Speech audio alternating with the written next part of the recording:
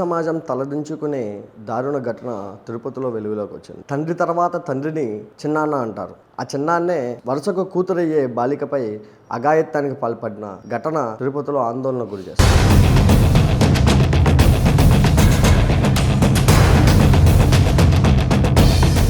హైదరాబాద్ కుత్బుల్లాపూర్కి చెందిన 16 ఏళ్ల మైనర్ బాలిక ఇంటర్ మొదటి సంవత్సరం పూర్తయిన తర్వాత వేసవి సెలవు నిమిత్తం హైదరాబాద్ నుంచి తిరుపతిలోని చిన్నాన్న ఇంటికి వచ్చింది.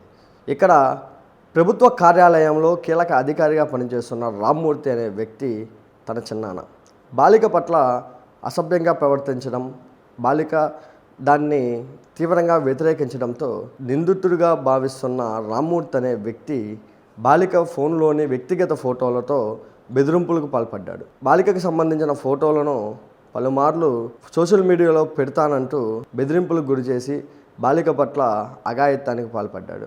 ఈ దారుణ ఘటన చాలా కాలమైన తర్వాత బాలిక తిరుపతి నుంచి హైదరాబాద్కి వెళ్ళిపోయింది. అక్కడ పరీక్షల్లో సరైన ఆసక్తి చూపక బాలికలో వచ్చిన మార్పులను గుర్తించిన తల్లి బాలికను నిలదీయడంతో జరిగిన ఘటన ఎవరైతే బాధితురాలుందో ఆమె తన తల్లికి వివరించింది.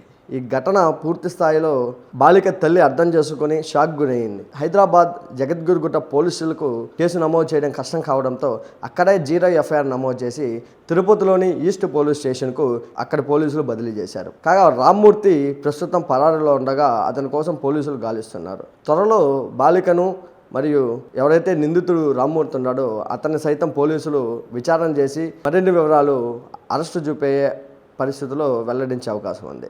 నిందితుడిపై ఇప్పటికే బిఎన్ఎస్ చట్టం ప్రకారం పోక్సో యాక్ట్ ప్రకారం పలు సెక్షన్ల కింద కేసు నమోదు చేశారు. పూర్తి వివరాలు త్వరలో వెల్లడించే అవకాశం మాత్రం స్పష్టంగా ఉంది.